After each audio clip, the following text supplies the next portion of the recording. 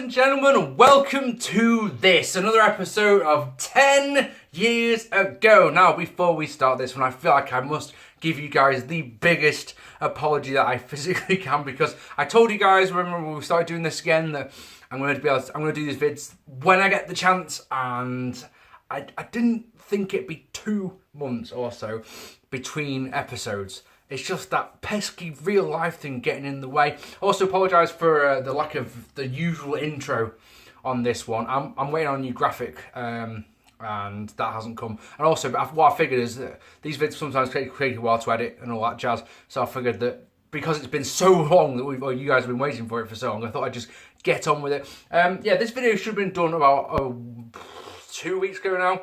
But during the first time that I tried to record this one, I got 33 minutes into the episode. I looked down at the little counter that's on the screen here, and yeah, I noticed it had stopped. And basically, my memory card somehow, while the video was being recorded, my memory card got corrupted somehow. So yeah, yesterday morning, memory card came. So I thought, right, as soon as I've got a free moment, and here on a Sunday night at 9:30, here is my free moment. So, ladies and gentlemen, it is January the 28th, 2006, and we are live at the American Airlines Arena in glorious Florida for the 19th annual Royal Rumble. 16,000 fans on hand who are lucky enough to witness Finlay beat Brian Kendrick. My fucking days. Right, our opening contest. Gregory Helms defeating Kid Kash, Funaki, Jamie Noble, Nunzio and Paul London to win the Cruiserweight Championship. So Kid Kash won the belt, sure you can remember, at Armageddon. And he comes out fucking first, which... So this match is an open for any former Cruiserweight champion. So Noble, who has just returned to the company after being in Ring of Honor for a couple of years and doing great at that one, is an interesting one. And Helms is... all the other guys are SmackDown guys, but Helms is a Raw guy. But because he is a former Cruiserweight champion, he is allowed to be in the match. That makes sense. So, yeah, 6 men in the ring. This was one of 2 things. So the first one is a blink and you miss it sort of match. It's very, very quick. It's very fast. You know, that sort of thing is all good. But secondly, there are times in this match where it's fucking frighteningly sloppy. So, nothing shows the contrast better between... Right, check this out. A pair of moments, about 5 minutes into the match. Paul London hits a shooting star press to the outside onto the other 5 combatants. They all 5 of them fail to catch him. So Paul London comes off the top rope and he does the flip and he comes down, splat, to the outside. But all the guys were meant to catch him, so they all go down as well, and it looks stupid as fuck. But then the very next thing, the very next spot is a swinging neck breaker off the top rope by Helms, and it looks fucking brilliant. It's one of those... Finish comes when Jamie Noble has Funaki, locks his Dragon Sleeper. Helms chucks him to the outside, hits a shining wizard on Funaki, and gets the win at 7 minutes and 40 seconds. Now, one good thing about this match, I'm sorry, I should have put something here so I can put my laptop down, because you may have not noticed, but we've changed locations. I thought, what I wanted to do is I thought I'd do some experiments, so I thought instead of just being in the kitchen for every episode, I thought I'd do a couple of videos like in each room in the house sort of thing, so I can sort of get a feel for where's the best place to do it. This is what is called my bedroom. We've got a 4-bedroom house. So we've got our bedroom and a guest room bedroom. And then me and Liz have basically got his and hers bedrooms for just all our stuff. Like, I'm sure you can see this thing here. Like, this is a prime example of Marc's stuff. This is a set of dials for my car, which will go in there at some point. So things like that live in my room, you know. So but yeah. So I thought I'd do the next episode. Hey. I thought I'd do the next episode in here, and then we'd do maybe the next one in, I don't know, in the bedroom, and we've figure out where's best. But of course, I've got nowhere to put my computer, so it's down here, and I have to look down. It's the computer. You normally have your laptop like that, don't you? My laptop right now is angled like that, so the screen's pointed. It's very strange. Anyway, so yeah, this match was, the crowd were up for it, so that's a good thing. But it's one of those matches, you know me, I'm not that fussed about the flippy, no storytelling, and if you like that sort of match, you probably love this one and you start going, Mick, why are you being so harsh on that match? But there are a lot, I've already mentioned one there, but this is a sloppy match there. Quite a few botches in there, alright? In the back, Randy Orton and Triple H pick their respective Royal Rumble numbers. Randy Orton's very, very happy with his. Triple H less happy with his. Then Mickie James defeats Ashley in an awful match. Oh, Trish Stratus is guest referee, so there's something for that. But yeah, Mickie James has spooked Trish Stratus by telling her that she loves you, and I'm sure you remember that these two fought at New Year's Revolution. Ashley won the Diva Search. Going into this match, hopes were not high. And my fears were confounded straight away. Or confounded, that's not the right word. Confirmed, there we go. Straight away, absolutely straight away. Because Ashley may have been having all the wrestling training in the world with Trish Stratus, and that's the story that we're trying to tell here. But all she can do is punch and kick. To the point where my missus walked in the middle of this match. Who's that? That's Mickie James. Who's that? Ashley. Couldn't she do anything else other than punch and kick? Says the missus. Like, nope. And as I say no, punch, and then a kick. Like, no, this is fucking shit. The worst part about it is that Mickie James, bless her heart, tries her absolute best. She does some nice things in this. The sort of a lying down bow and arrow stretch, for example, is really nice. But yeah. There's just nothing. Trish Stratus, the guest referee and object of Mickie's desires, does nothing other than hesitate for a brief moment when she counts the winning 3. Making me wonder what the point in her being the guest referee was at all. She could have done guest commentary in this match and it would have served exactly the same purpose, in my opinion. Mickie hits a sunset flip that looks woeful because Ashley doesn't know how to take a sunset flip. But that,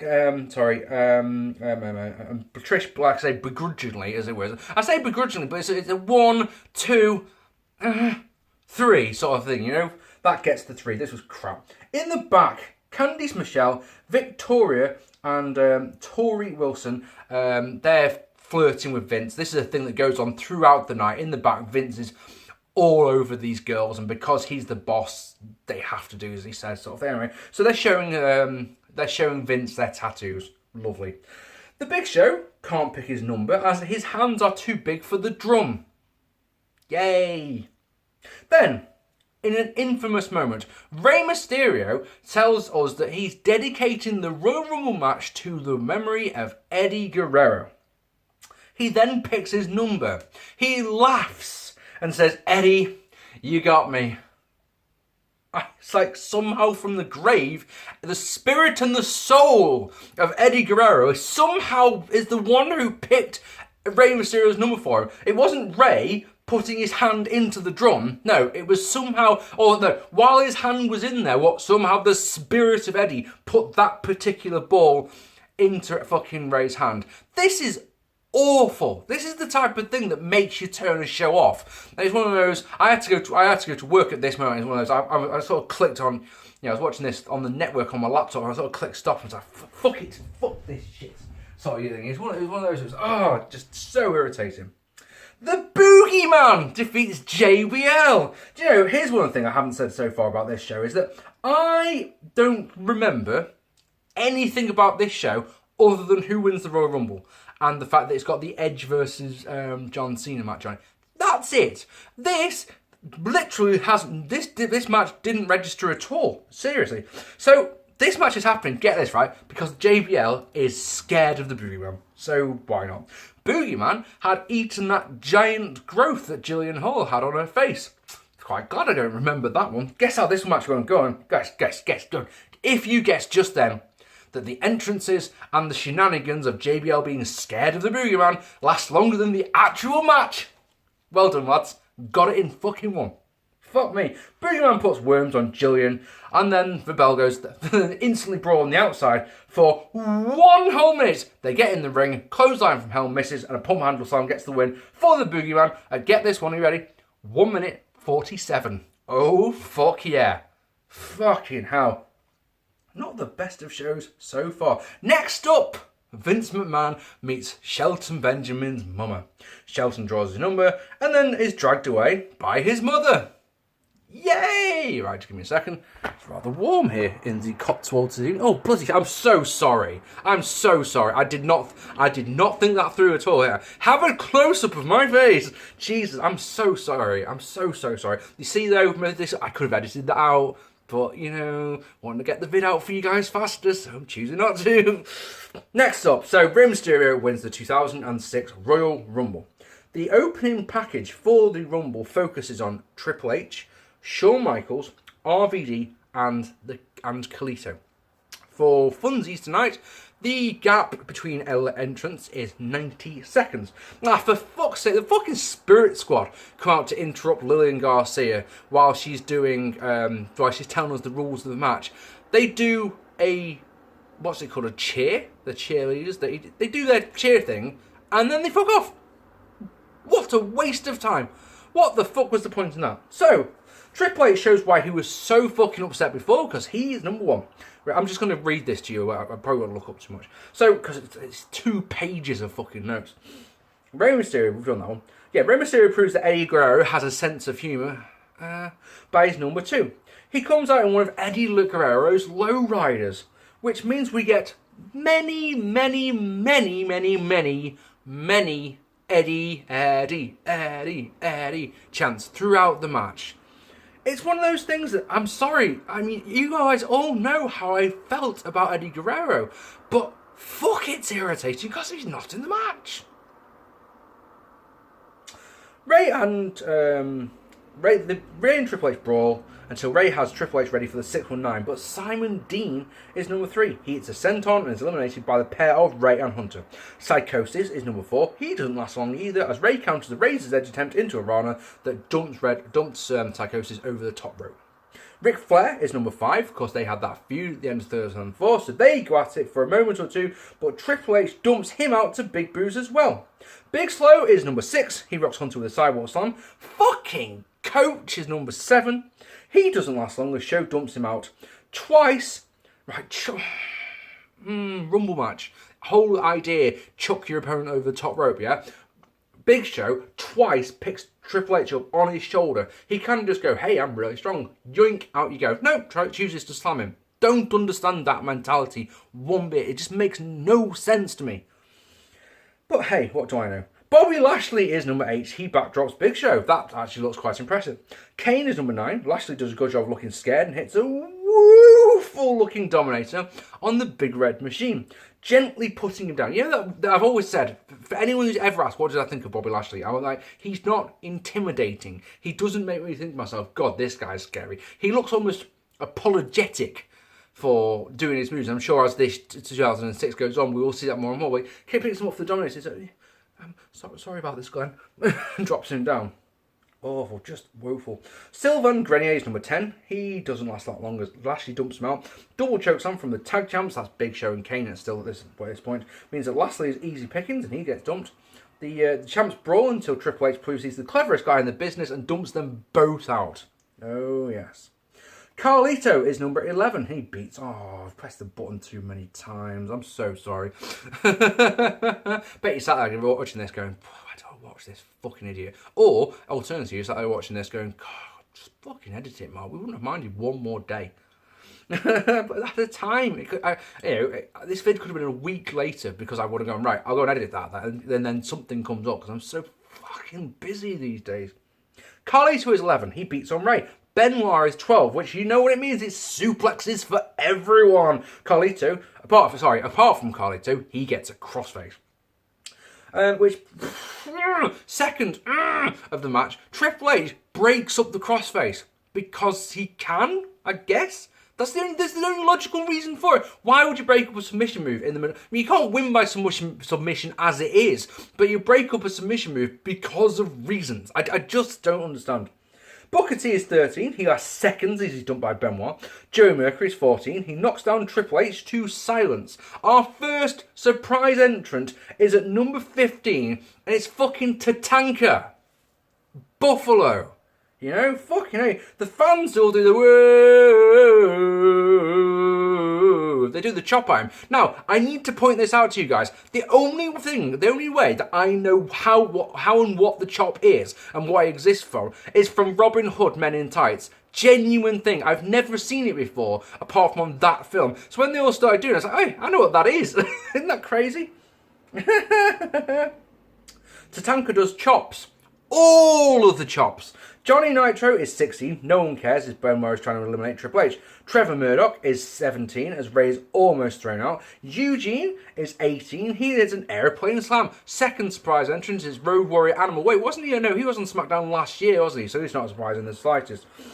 RVD to the ring returns to the ring after almost a year out with his knee injury, which meant he missed one night stand and WrestleMania and Booker T's wedding and all that jazz. He's out at number 20. He eliminates Animal. Orlando Jordan is 21. Now bear in mind, RVD had got one hell of a pop when he came out. Orlando Jordan, 21, nothing. It's absolute silence.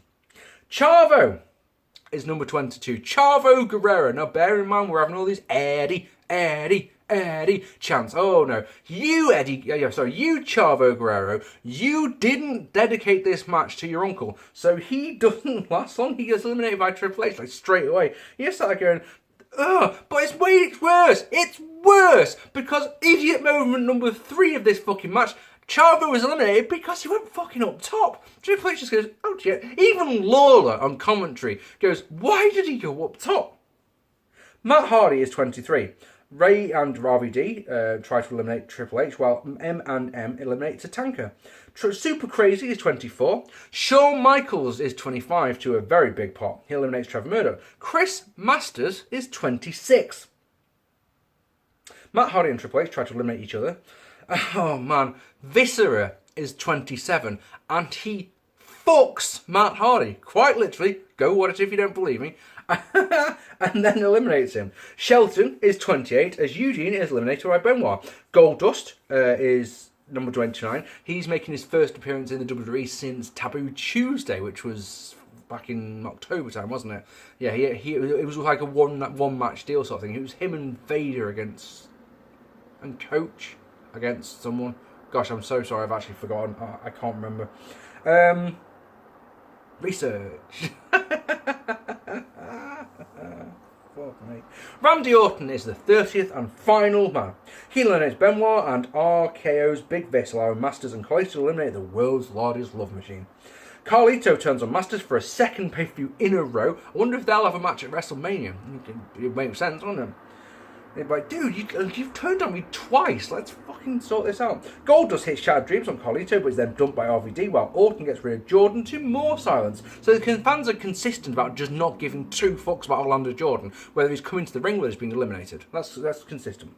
So Triple H and Shawn Michaels got it a moment until Shawn is good enough to eliminate both members of MNM. He then hits a sweet chin music while shaking his Shelton Benjamin is on the apron to eliminate him. But then Vince McMahon's music hit. Now you may remember that at New Year's Revolution, there was this one little backstage segment where Vince McMahon was saying that you're not going to win the Elimination Chamber, and Shawn Michaels, because he was like the first man out in the ring, so like Shawn Michaels made a point of telling him like all the things that he'd done, first, like he'd entered the Royal Rumble at number 1 and he won that one and blah blah blah. So yeah, Vince McMahon. So I'm guessing these two are feuding, but it's at no point is explained why these two are feuding, if that makes sense. So Vince McMahon's music hits. And out comes the boss. He distracts Shawn Michaels long enough to allow Shane McMahon to come in from behind and throw out Shawn Michaels, despite not being in the fucking match, which makes no fucking sense.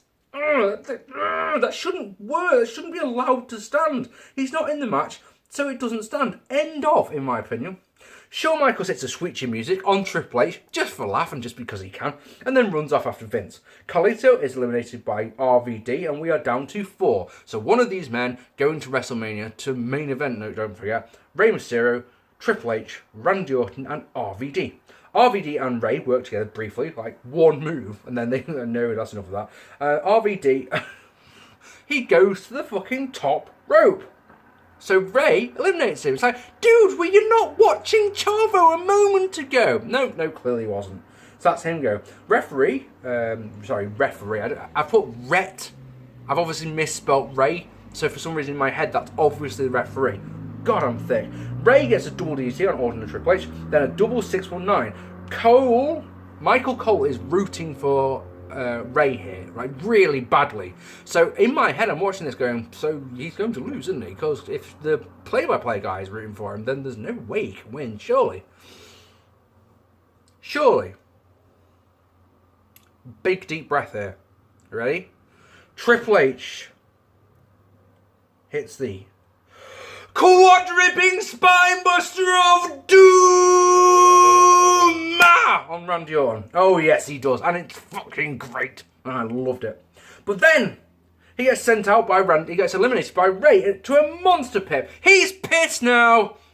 So he sends Ray into the steps, and then in the ring, Orton gets Ray up on his shoulders.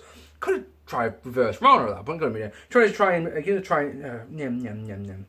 Chasing him on his shoulders, trying to eliminate, trying to eliminate him out. Ray turns it into a Rana, and that eliminates Randy and allows Rey Mysterio to win this match at 62 minutes dead. Michael Cole and Jerry Lawler go mental. Lawler especially screams, "Latino Heat is alive and well!"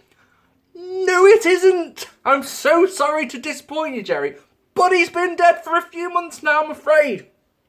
So Rey Mysterio wins the 2006 Royal Rumble, and I have big issue with this because Rey Mysterio spent 80% of those 62 minutes lying on his back selling, just selling in the corners, doing fuck all. And it's almost like, it worked for Flair in the 92 one, but he did enough offense to make it work, whereas here, I just didn't like it at all. This utter shameless cashing in on Eddie Guerrero's name is cringeworthy. It's actually, watching it 12 years removed, you're sat watching it going, this is horrible. This is just really not very 11 years, sorry. This is just not nice. It doesn't feel good. And you sat there going, I can't believe these people went along with it and they did it. You know, it's tough. So Rey Mysterio, just go back to one little point I've just noticed on a note I've written down there. It's two little points, sorry. First one, it's because Ray spent so long selling in this one, I think it makes him look like a fluke. It doesn't make him look like he was a dominant guy who went through these 29 other men to win the match. I just look like a fluke. The second one is, how many times did you hear me say while I was going through that then? Yeah. A guy, X, Wrestler X came into the ring, didn't last long because he eliminated straight away. It happened again and again and again and again and again and again, and it was horrible. It was just like, this Rumble is so forgettable. Nothing of significance happens. Tatanka being your one surprise entrant, for fuck's sake. When you start going, I don't give a fuck. I'm not, Royal Rumble match, everyone loves it. It's one of everyone's favourite matches, but this one is utterly forgettable. If you disagree, please let me know down below. In the back, Chris Benoit, Chavo Guerrero and Dean Malenko congratulate Ray on his win until Edge spoils the party.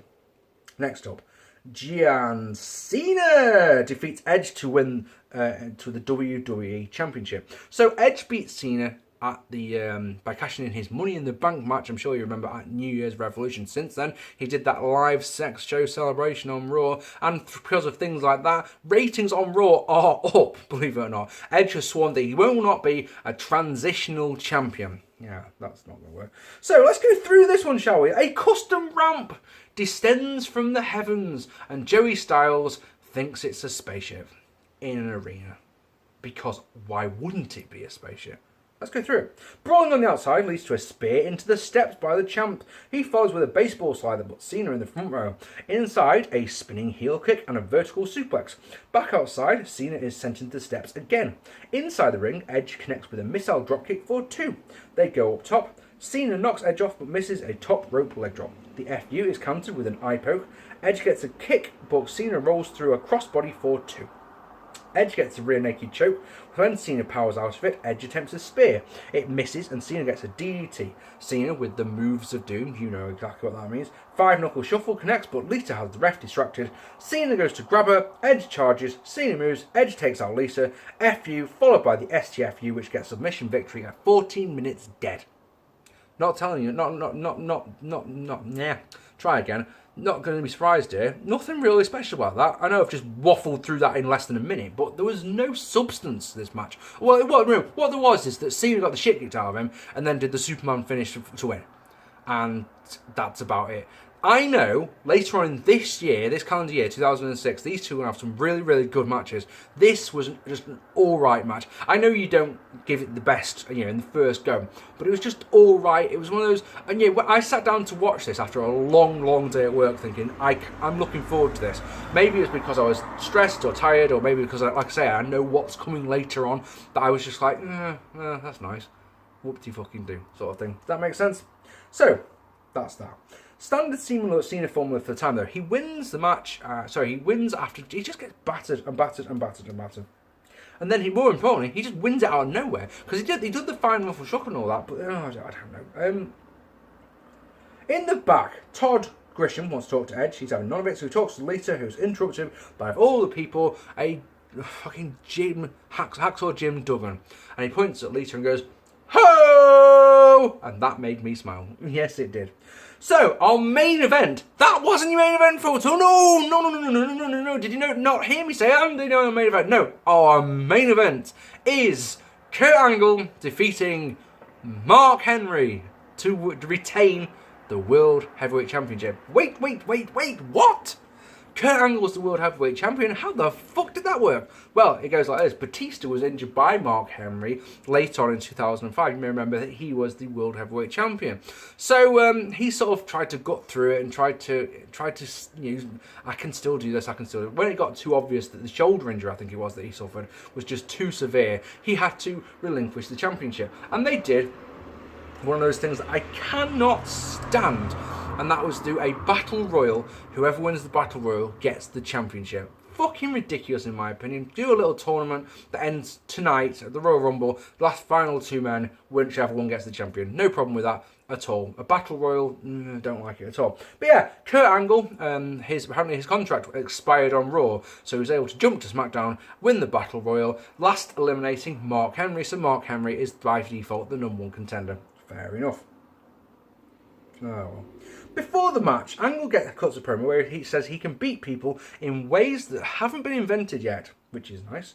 Mark Henry has Daivari with him. It's not explained why, because I'm sure you remember from before Taboo Tuesday through to New Year's Revolution, Daivari was Kurt Angle's manager, but now he's with Mark Henry, and like I say, they don't explain why. He just is.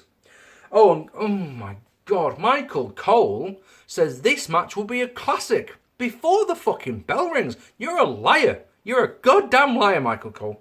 This match is not a classic. Match plays to silence. Henry is slow and boring and slow. And he has to do the most basic moves. And then even when Daivari interferes in this match, there is utter silence. And of course, as we all know, we're all wrestling fans watching this, aren't we? We all know that the best move that you can do when there's silence is a fucking bear hug, isn't there? Oh, Jesus Christ, it's just pin drop in the arena. Really fucking is. Angle hip tosses out of it to silence. Angle comes off the top rope. Henry catches him, but Angle wiggles free and puts on the ankle lock. And it's one of those moves that it gets the pop. And you're wondering to yourself, I wonder if they've done the ankle lock just because Angle knows that he will definitely get a pop because of the ankle lock. So they have to do something to wake up the crowd. He can't get the win though, or the angle slam for that matter. He can get a German suplex though, which does look alright. Then the angle slam, but it only gets two. Another ankle lock, but the referee's bumped.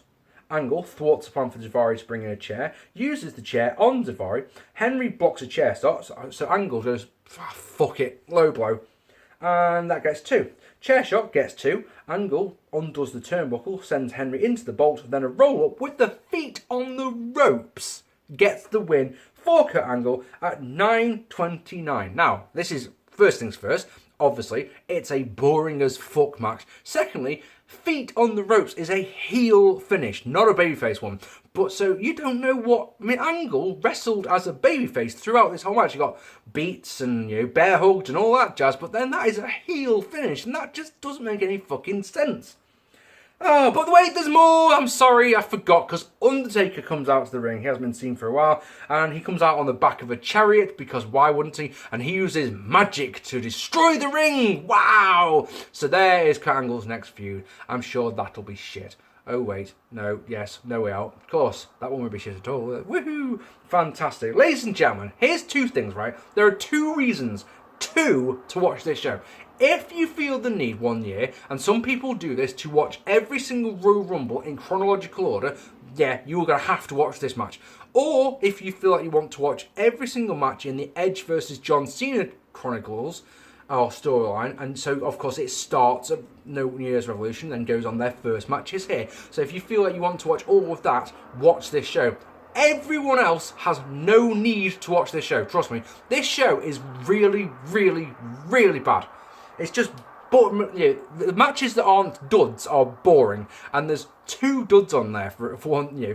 They're just like, oh my god, this is terrible, just bad. And seriously, if you don't believe me, go and watch that Rumble match. If you can watch it and don't get bothered by the constant edgy things, then, well, you're a better person than me. It's that simple. Ladies and gentlemen, I have been Marc P. Apologies once again for how long it's been between episodes. Hell, if you're watching this in 6 months' time, it'll be like that between episodes. It's one of those things, isn't it? I will try and endeavour to get the next one, which of course will be No Way Out 2006, out a little bit faster, alright? And we'll edit it and we'll put titles on and go wob wob wob wob wob wob wob wob wob wob wob wob together, like we always do. Ladies and gentlemen, please follow me on Twitter, and I'm on Instagram if you want to see pictures of me in my car and my dog, which is pretty much all I post on there.